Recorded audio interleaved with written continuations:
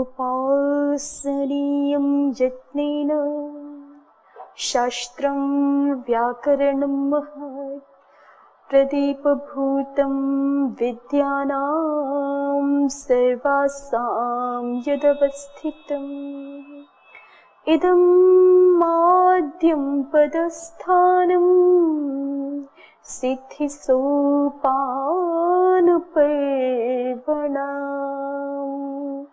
इयं सा मोक्षमाणानाम् अजिम्मा राजपद्धतिः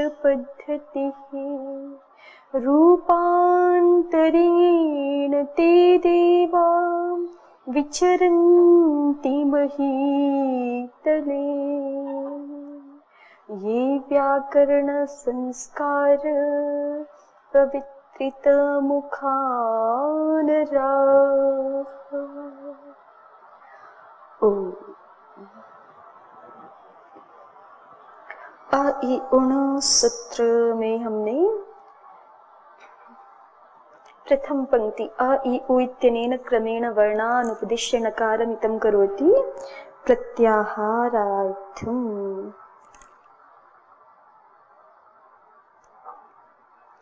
इस पे हमने न्यासकार को थोड़ा सा देखा, पद्मंजरीकार को देखते। आ इ उण को अस्य सूत्रस्य अर्थः, इस सूत्र का अर्थ क्या है। किम अभिधेयं पृच्छ्यते किम वा प्रयोजनम।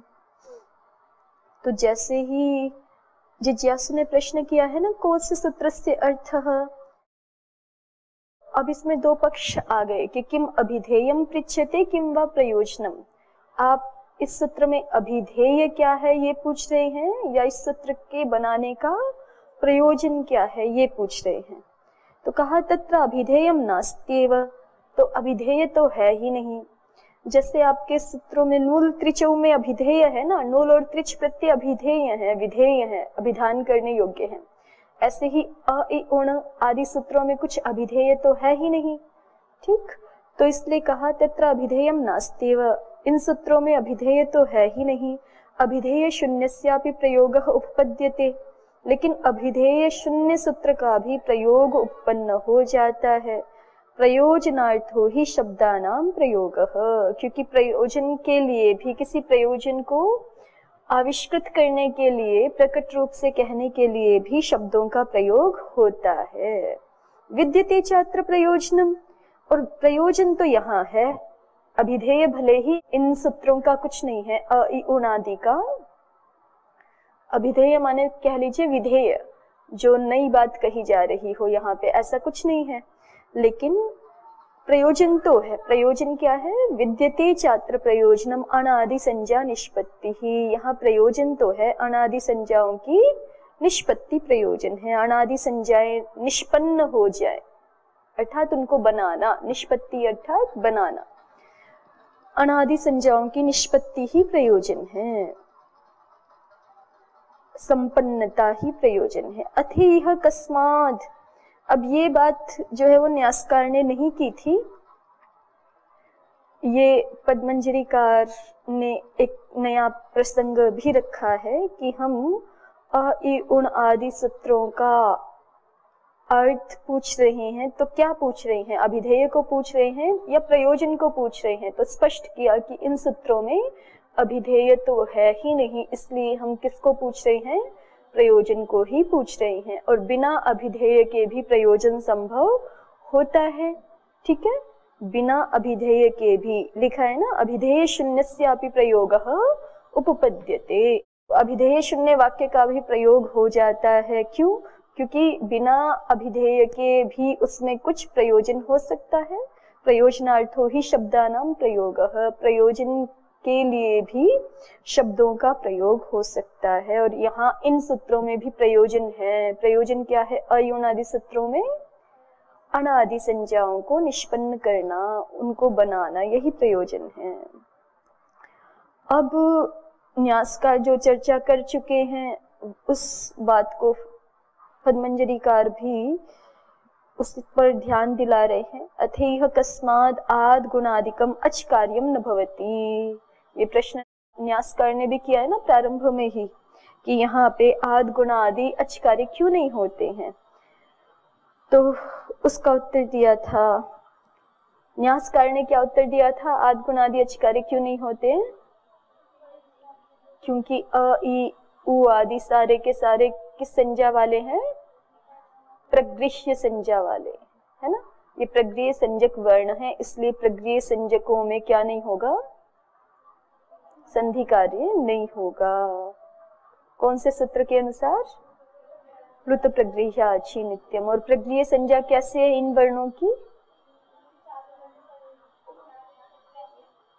निपात एका जनांग सूत्र के अनुसार इनकी प्रगृह्य संज्ञा है, और निपात एका जनांग के अनुसार प्रगृह्य संज्ञा होने के लिए इनका निपातत्व भी चाहिए। सो इनका निपातत्व कैसे है? चादयो सत्वे।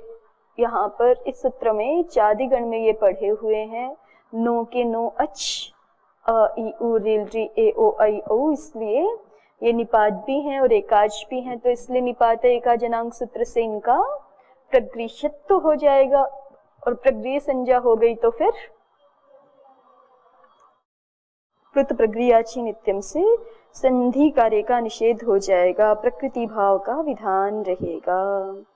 उसी बात को, उसी प्रश्न को देखिए, यहाँ कुछ नया कह रहे हैं कि वही बातें हैं। अथेह कस्माद आद गुणादिकम अच कार्यम न भवति। यहाँ आद गुणादिक अच कार्य क्यों नहीं होते हैं, ये प्रश्न किया। तो उसका उत्तर देते हैं, उच्यते अत्र च सत्यस्मिन् सन्निवेशे हलन्त्यमित्यस्मिन् प्रवृत्ते आदिरन्त्येन इत्यनेन असंज्ञा निर्वर्त्यते, अतो अस्मात् सन्निवेशात् प्राग अकारादीनाम् अष्ट्वभावात् तत्कार्याभावः। एक नया समाधान दे दिया है ना। कहते हैं, देखिए, उच्यते, उच्यते माने आपके प्रश्न का उत्तर ये है, इस विषय में ऐसा कहा जाता है।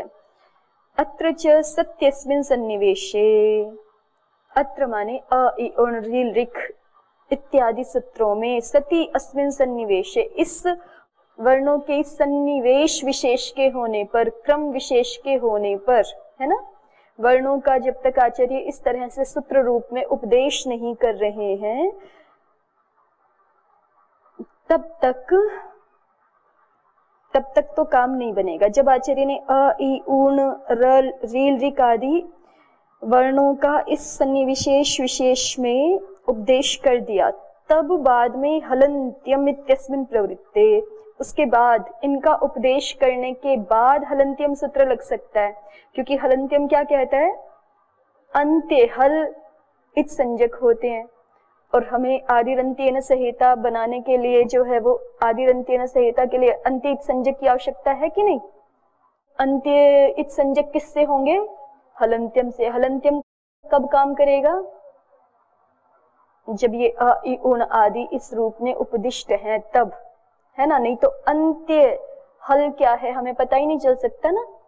ठीक है, वैसे तो हलन्त्यम में भी जो है वो तंत्र से हल शब्द को दो बार मानना पड़ता है ना।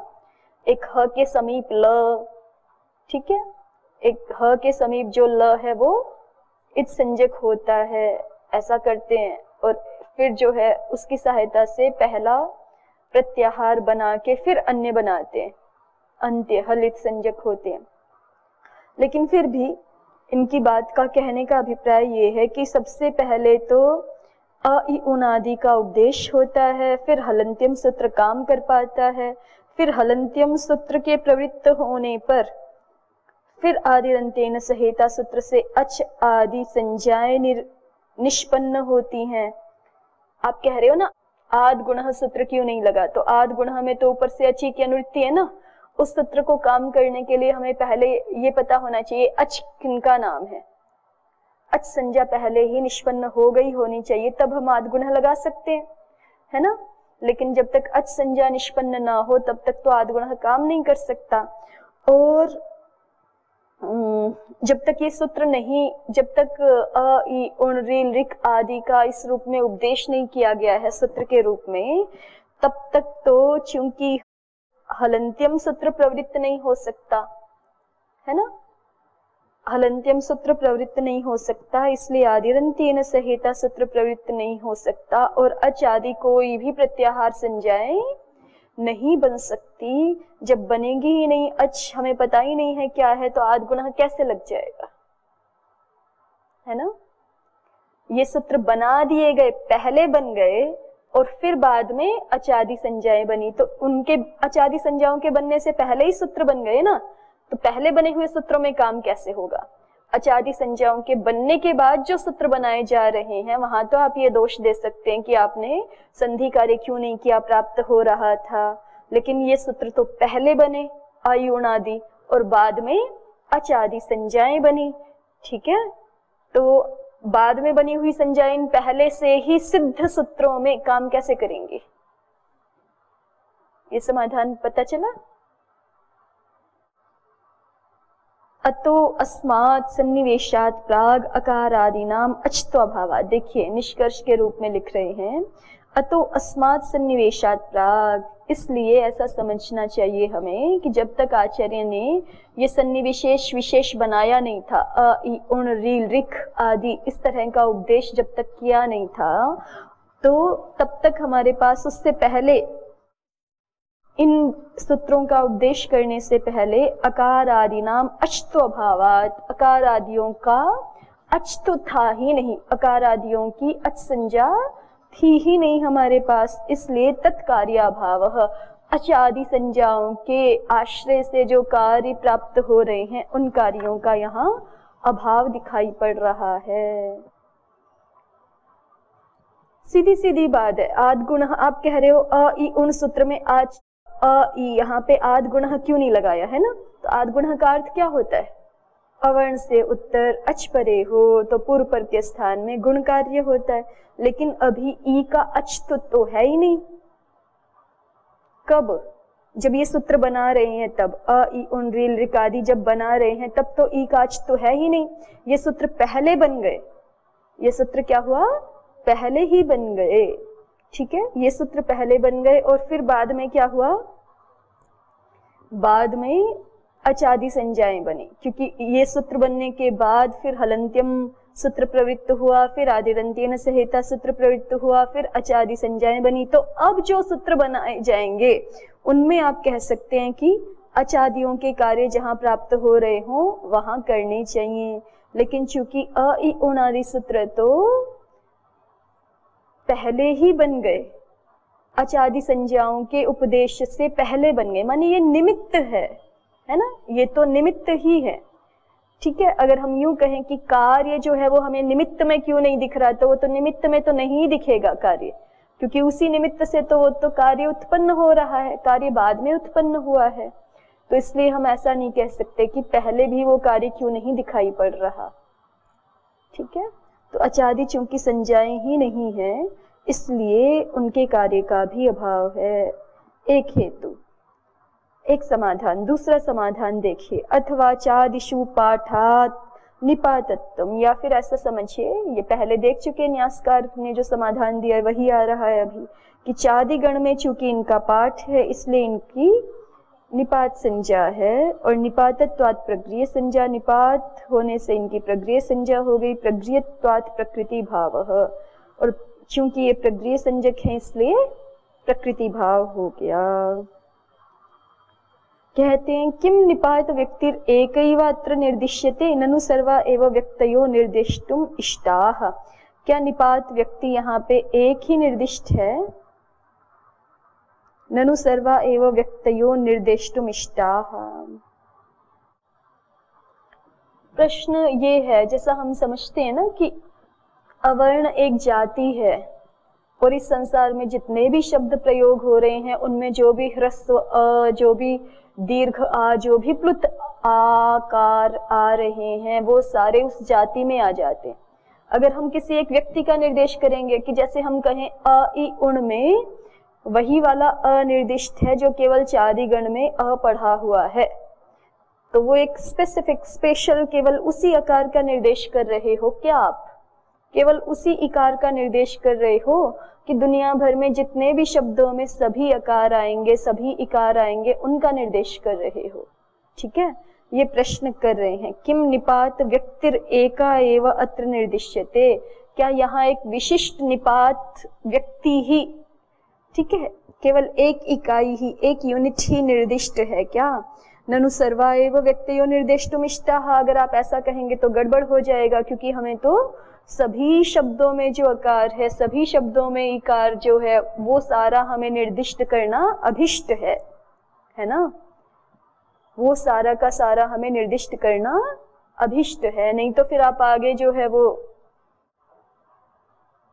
संधि कार्य नहीं कर पाएंगे। अगर आप कहेंगे कि ये निपात व्यक्ति एकमात्र निपात व्यक्ति ही है, सारा आकार नहीं है यहाँ पर निर्दिष्ट, ऐसा कहेंगे तो जैसे दंडाग्रम आदि में अकः सवर्णी दीर्घ लगाते हो ना, वहां कैसे लगाओगे फिर?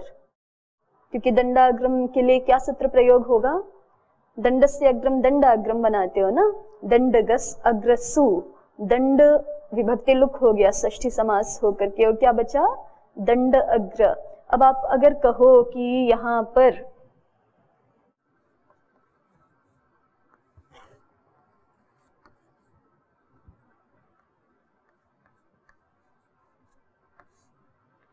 षष्ठी समास किया ना हमने, दंड गस अग्र सु,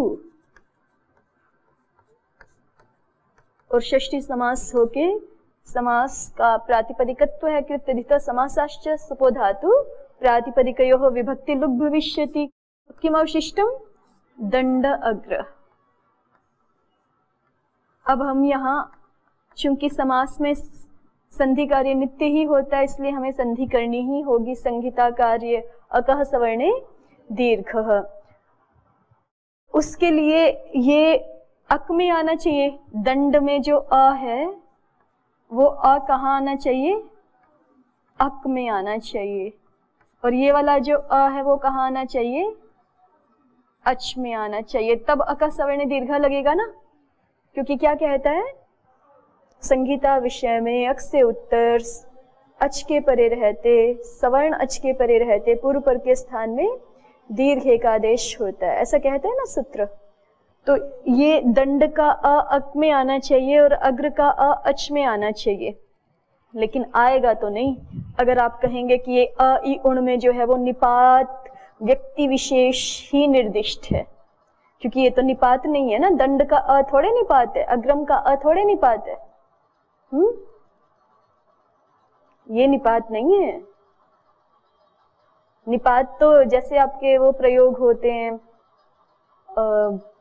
आहो, उताहो, आ इत्यादि अलग से, वो बिल्कुल अलग ही सुनाई पड़ेगा। जैसे वेद में ऊ का प्रयोग आ जाता है, कहीं इत का प्रयोग आ जाता है, इस रूप में। ये तो निपात, दंड का अ जो है वो निपात संज्ञक नहीं है, अग्र का अ निपात संज्ञक नहीं है। अगर आप कहोगे कि अ ई उण में हमने केवल क्या निर्दिष्ट किए हैं? निपात निर्दिष्ट किए हैं, निपात व्यक्ति निर्दिष्ट किए हैं, तो फिर यहाँ पे समस्या आएगी कि ये दंड का अ अक में नहीं आएगा, अग्र का अ अच में नहीं आएगा, और अगर नहीं आ पाएंगे तो फिर यहाँ पे अकः सवर्ण दीर्घ आदि सूत्र कैसे प्रवृत्त होंगे, है ना? ये समस्या है। इसलिए जैसे ही ये समाधान दिया गया कि यहाँ संधि कार्य इसलिए नहीं हो रहा कि अ ई उ आदि निपात संज्ञक हैं, तो जिज्ञासु ने प्रश्न कर लिया कि किम निपात व्यक्तिर एका एव अत्र निर्दिश्यते, क्या एक अकेली निपात व्यक्ति ही यहाँ पे निर्दिष्ट की जा रही है क्या? व्यक्ति शब्द संस्कृत भाषा में कैसा है? स्त्रीलिंग, ठीक है। हिंदी में हम इसको पुल्लिंग जैसा प्रयोग करते हैं ना, कितने व्यक्ति थे, कौन थे आदि, लेकिन संस्कृत भाषा में व्यक्ति शब्द स्त्रीलिंग है, इसलिए कह रहे हैं एका एव अत्र, एका स्त्रीलिंग प्रयोग कर रहे हैं ना। किम निपात व्यक्तिर एका एव अत्र निर्दिश्यते ननु सर्वा एव व्यक्तयः, देखिए फिर से सर्वा व्यक्तयः, सारी की सारी व्यक्तियां ही निर्दिष्ट करना हमें अभिष्ट है। माने जहां भी, जितने भी शब्दों में अ ई उ आदि जो भी ये वर्ण सुनाई पड़ रहे हैं, वो सारे ही हमें निर्दिष्ट करना यहाँ अभिष्ट है। अ ई उण आदि सूत्रों में केवल निपात संज्ञक अ ई उ आदि नहीं, सारे के सारे, ठीक। निपात के उदाहरण में आपको दिखा रही थी, तो अ अपेहि इ इंद्रम पश्य उ उत्तिष्ठ आदि वाक्यों में जो अ ई उ आदि सुनाई पड़ रहे हैं वो है निपात। तो ये दंड का अ या अग्रम का अ तो निपात संज्ञक है नहीं है, है ना। तो फिर कैसे होगा, तो उसका उत्तर देते हैं सत्यम, कि आपकी बात तो ठीक है।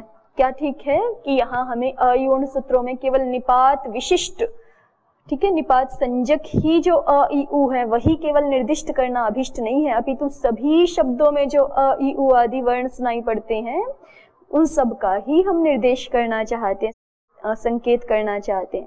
तथापि सर्वासाम युगपद उच्चारयितुम अशक्यत्वाद एका एव निर्देश्या सा च निपात व्यक्तिरेका एव युक्ता तन्निर्देशे संहिता कार्य अभावाद इष्टस्य रूपस्य स्फुटम अवगमात्। सत्यम, आपकी बात तो ठीक है कि हमें यहाँ भाषा में जितने भी शब्द हैं उन सब के अंतर्गत जो अ आदि जितने भी वर्ण हैं उन सब का निर्देश करना अभिष्ट है। तथापि सर्वासाम युगपत उच्चारयितुम अशक्यत्वाद, लेकिन सभी शब्दों को तो एक साथ उच्चारण नहीं कर सकते ना, हम सभी शब्दों को एक साथ उच्चारण नहीं कर सकते। सभी शब्दों के अंतर्गत जो अकार व्यक्ति है उसका एक साथ उच्चारण तो होता नहीं है, इसलिए एका एव निर्देश, कोई एक व्यक्ति ही पकड़ के हमें यहाँ पे निर्देश करना है और उसी को सबका संकेतक मान लेना है ना।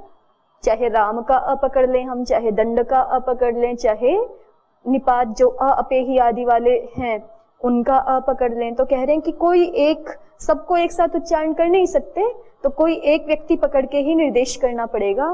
फिर वो हमने कौन सा व्यक्ति पकड़ लिया, साच निपात व्यक्तिर एका एव युक्ता, उनमें से निपात व्यक्ति एक का ही प्रयोग कर लेना ठीक है। क्यों? क्योंकि तन्निर्देशे संहिता कार्याभावादिष्टस्य रूपस्य स्फुटम अवगमात्, क्योंकि अगर हम निपात व्यक्ति का निर्देश कर देते हैं तो संहिता कार्य का अभाव हो जाने से इष्ट रूप का स्फुट अवगम हो जाएगा, स्पष्टता से ज्ञान हो जाएगा। ठीक है, कहना सबको है, सारे व्यक्तियों का निर्देश करना चाहते हैं, लेकिन कह रहे हैं कि एक साथ तो सबका उच्चारण कर नहीं सकते, इसलिए कोई एक निर्देश करना पड़ेगा आपको किसी शब्द के अंतर्गत, और उसी को फिर हम उपलक्षण से सभी का संकेतक मानेंगे, सभी शब्दों में जो आकार आया है। तो फिर हमने राम का, दंड का आदि आदि कोई आकार ना पकड़ करके, यहाँ पर बालक का आकार ना पकड़ के कौन सा अयुण में कौन सा आकार ले लिया, अ अपेही आदि वाला आकार ले लिया, जहाँ की निपात संज्ञा थी। उसका लाभ क्या हुआ, तो कहते हैं कि चूंकि उसकी निपात संज्ञा है इसलिए संधि कार्य रुक जाएगा, और संधि कार्य रुक जाने से वर्णों का स्वरूप जो है वो हम स्पष्टता से कह पाएंगे, अन्यथा तो वर्णों का स्वरूप स्पष्टता से नहीं कह पाएंगे ना। ठीक है,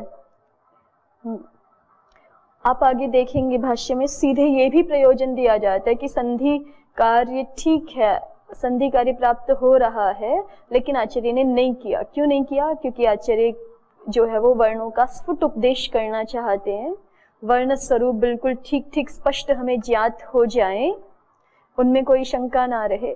उपदेश वर्णों का ठीक स्वरूप ज्ञान, अविकृत ज्ञान, वो जो पहले वाला प्रयोजन दिखा रहे थे वैसा नहीं, वैसा नहीं, वो तो ठीक है, वो तो पहले ही स्पष्ट कर दिया कि प्रत्याहारार्थ इनका उपदेश है। ठीक है, प्रत्याहारार्थ इन सूत्रों का उपदेश है, केवल वर्णों का स्फुट रूप ज्ञान कराने के लिए नहीं, लेकिन फिर भी किस क्रम में क्या है, इस तरह से हमें ज्ञान रहे स्पष्ट रूप से अ ई उ आदि, उनमें कोई संहिता कार्य होकर के कोई शंका उपस्थित ना हो जाए कि यहाँ ऐसा था कि ऐसा था। ठीक है, जैसे हम देख रहे थे अ ई उण आदि में संधि करके अगर अ ई ये ए हो जाए और फिर आगे उ होके अयुण बन जाए, तो अब हमें पता नहीं चलेगा कि ये अकार यकार उकार का उपदेश है कि अ ई उ का ही उपदेश है ना। अयुण बन जाए संहिता हो करके, ऐसा है ना, और यहाँ पे संहिता करके ए उण, मान लो ऐसा स्वरूप पढ़ दे तो भी हमें पता नहीं चलेगा कि ये अ ई उ इन तीन वर्णों का निर्देश करना चाहते हैं आचार्य, कि ए उ का ही निर्देश करना चाहते हैं, कोई हेतु नहीं रहेगा ना स्पष्ट। और अगर मान लीजिए और इसको आगे बढ़ा करके ऐसा कर देते हैं अयुण, तो भी फिर पता नहीं चलेगा कि आचार्य अकार यकार उकार का उपदेश करना चाहते हैं कि ए उ का उपदेश करना चाहते हैं कि अ ई उ का उपदेश करना चाहते हैं। समस्या हो जाएगी ना। ठीक है, तो इसलिए हमें चाहिए कि आचार्य संहिता कार्य करके ना पढ़ें, वर्णों का स्पष्ट रूप से उच्चारण पढ़ें। तो इसी को सीधे सीधे एक प्रयोजन के रूप में प्रस्तुत किया जाता है कि चूंकि आचार्य हमें वर्णों का स्पष्ट क्या क्रम है, किन वर्णों का वो उपदेश कर रहे हैं सूत्र में, ये स्पष्टता से ज्ञान हो जाए, इसलिए संहिता कार्य नहीं करते हैं।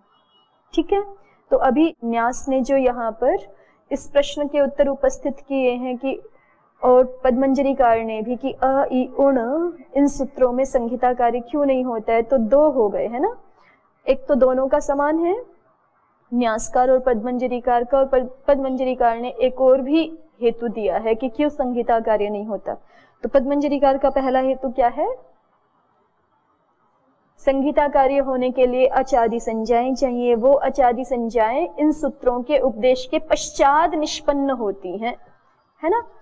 तो इन सूत्रों के उपदेश के पश्चात जो संज्ञाएं निष्पन्न हो रही हैं वो इन सूत्रों में काम कैसे कर सकती हैं, ठीक है ना, इन सूत्रों में काम नहीं कर सकती। इसलिए यहाँ पर हमें कोई भी संहिता कार्य दिखाई नहीं पड़ते, एक हेतु।